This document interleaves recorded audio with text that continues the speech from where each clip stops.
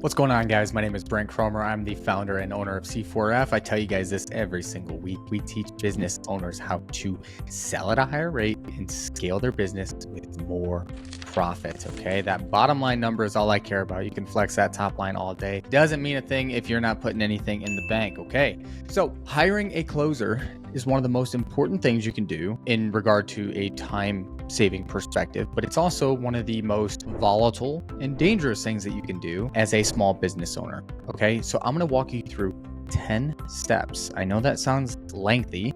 Hang with me. This is an important decision that you're going to make in your business. So doing it right is going to be sort of like a make or break for you, or it could really put your business kind of in the depths profit, and you may even lose some money if you hire the wrong person. And this can take months to hire, fire, and find the right person. So I am going to take a little bit of time with this one to make sure that you guys have every step possible to make a good decision. Now, if you hire the right person, right, like a couple of coaches that hired me way back in the day, your life is easy. Okay, you get someone that's going to do the outreach, make sure that people are showing up. If they're not showing up, they're making sure that they're rescheduled, they're closing deals, and you're sitting somewhere sipping a Mai Tai on the beach of Kauai, and you got deals rolling in. It's an amazing, amazing feeling when you can have a closer that knows what the hell they're doing. Now, let me show you how to find someone who knows what the hell they're doing. Okay, so step one, the importance of hiring the right person. Okay, this can have a very direct impact on your revenue. So if you get too eager to bring someone in and remove yourself, let's say you're just kind of burnt out, or you're excited to bring a closer in because you're kind of taking that next step into your business, and you bring someone in and you give them too much autonomy too fast, they're irresponsible, they can spoof up payments, they can get your Stripe account blocked, they can set a bad example for your company, they can be the reason that you get bad reviews online. And it's not even to mention, they say, and I don't know how true this figure is, but it's somewhere in the ballpark. They say for every bad review, it can affect up to 25 to 50 future sales. Now, obviously, that's probably on a bigger scale, but it can affect maybe 1 to 5, right? Like if they could have had this person who, let's say, is a nurse and works on a unit with a bunch of overweight nurses, they could have referred so many people, but because the closer botched the sale, created a really bad taste in their mouth. That's all lost revenue that can't be accounted for, which is really hard. It's impossible to track, but it's a possibility that can happen. Okay, it can impact the client relationship building. Even if they do sign someone on, they could have felt pressured, or they could have been kind of misaligned or misled, under what circumstances they're coming into the program for. And overall, it just really sets the tone. If you can get someone who's dialed in, who's a great representative of your team, your mission, your brand, they can set the tone for the next 6 to 12 months. Like if you have a really good closer who just jives with someone on the call and shows them what you guys are all about, and they bring them in, they're excited, they're ready to work, they don't sugarcoat it. Like there is going to be work, there is going to be ups and downs. If they're very transparent with all that up front, you are going to have not only an increase in revenue, and from your perspective, more money for less time spent directly on that aspect of the business. You're going to have better clients with better retention rates, better testimonials, and everything, because they're coming in under the right pretext. So the importance of hiring a good closer is critical if you're going to scale your business past those 50K months. Okay, typically I recommend looking into a closer somewhere in that 30 to 50 range, just so that they can support themselves from the income that they make, and you can support yourself because you're making enough money to where the cut that you're going to take in your margins doesn't affect you so much. Okay, so step one, hiring the right person. Step two, key qualities to look for. Let's make sure we actually hire a good person and we look for the right aspects, right? So strong communication skills. I have created a lot of amazing closers. But there's some people, despite all of my effort, just never really amounted to being great at sales. And some people just aren't cut out for it, right? I'm not a tall dude. So my cap, as far as potential goes, to be good at basketball is pretty limited. There are some people who can do it, but overall, I'm quite limited. Okay.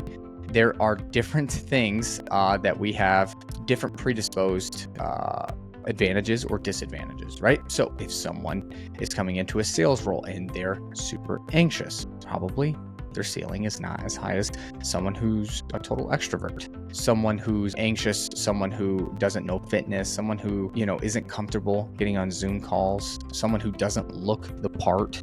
If this is a fitness offer and you got a 300-pound closer, probably not ideal. Okay. So someone should have strong communication skills. They should have, this is optional, background in sales is cool. But depending on what they were selling, it can actually kind of inhibit their growth a little bit, because this is such a different type of sale. Typically, if they weren't selling fitness, that it can cause them to not do as well. So it's kind of back and forth there if they have a history in sales.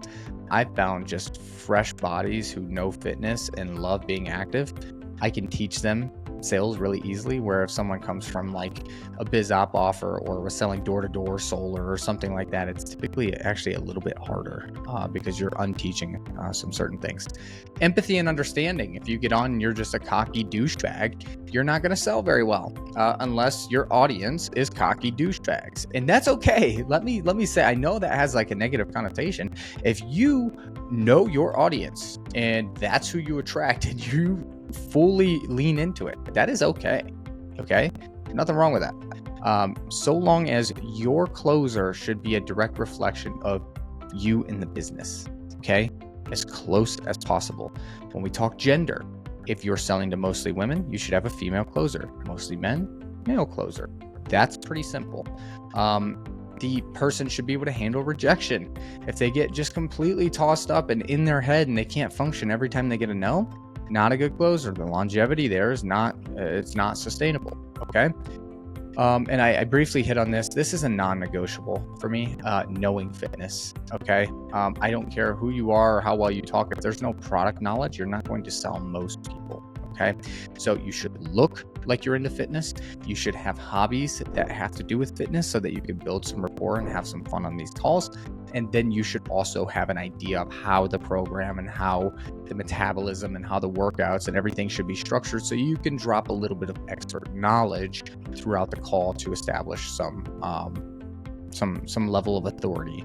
Okay, so that's a non-negotiable. Probably the most important thing is being a good talker, thinking quick on your feet, and knowing fitness. And then if you do get them trained, those people, I can turn out closers so quick when they have those qualities. Okay, so precursor to other sales, not as important to me. Oh, the last thing, the obvious one, being motivated. Okay, if you have a lazy closer, they're not going to get anything done. If you find like a lack of motivation straight from the beginning, no, they have to be a go-getter. They have to be tracking their metrics. They have to be decent on the admin side and really good on the communication side, both to you and to the client, so that you have an idea of what the hell's going on. All right. So making a decision on the closer. So let's say you put the job application out and now it's time, you've interviewed them, they have the qualities. Like, let's talk about how to make a decision. One way you can do this is ChatGPT. Okay, you can put in all the qualities that you liked and disliked, and ChatGPT will help analyze the entire thing and help you come up with a decision. Another thing that you could do is make a little bit of fun with it. You can do role play scenarios just to see how they respond. If they're super ultra nervous and uncomfortable, just having a fake role play, probably not a great option. Okay, they should be a cultural fit. They should have the conversation should be easy. If it feels forced, clunky, and awkward, it's going to be really hard to train them. If the conversation is easy and smooth, you have a good candidate. So how you actually make that decision, a scoring system is kind of fun. So what you can do is, again, ChatGPT, just say, hey, I want to do a score-based analysis for hiring a candidate. Help me come up with topics. Here's what I do. And it'll come up with 5-10 topics, and you can weight those topics based on how important they are to you. So like communication, say 10, or you could do everything out of 10. All right, so 10 topics that you're grading them on, and then grade them out of 10. They get a 6, they get a 5, they get a 2, and then you tally it up at the end. And then you do this for another candidate, you tally it up, and then that's going to help drive your decision making process there. So that's a lot of fun. Number 4, so we know the importance of hiring a good closer. We look for the qualities. We advertise this. We have done the interviews. We've made a decision. Now it's time for orientation. A standard orientation should be about 2 to 4 weeks. Okay. Week 1, you should introduce them to the company tenets, the culture, the mission statement. Start to introduce them to your products and the prices so they can learn that. They should also be learning what the deliverables are within those products. The more product knowledge they have, the better. You should also introduce them to each of your staff members if you have assistant coaches, so that they can get to know them a little bit, because as they're making that reference on the call, hey, Sally, I'm going to recommend that you work with Shelby. The reason I say that is because she actually does X, Y, Z, A, B, and C, which is exactly what you're looking to do. You're her ideal client. So that's why I'm making that recommendation. Okay. Can't do that with confidence if you don't know who the hell you're placing them on, as far as roster goes. So get them to familiarize themselves with the team, the company, the culture. Okay. So week 1, again, introduce them to that, the products, the sales process. Week 2, you should start to maybe let them shadow some calls, study some previous calls, start to role play with them, and then allow them to start taking phone calls first, okay? Which I'm going to get into. So that is your first 2-week orientation. You can spread that out to 3 weeks if you have a super complex process, so 2 weeks should be sufficient. More of like classroom time, week 1. Week 2 is more of understanding the process and starting to shadow and get familiar with what that process actually looks like, which takes us into number 5, call reviews. Okay, so how often? Probably review every call for the first 2 weeks. I know, or at least the first 10 calls. I would actually prefer that, just the first 10 calls, just to make sure that there's nothing detrimental, because if there is, we want to catch it after 1 call, not let it manifest and fester into 5 calls or 10 calls, and we're just burning through leads in the pipeline. Okay, so the first 10 calls should all be reviewed. Weekly reviews of KPIs.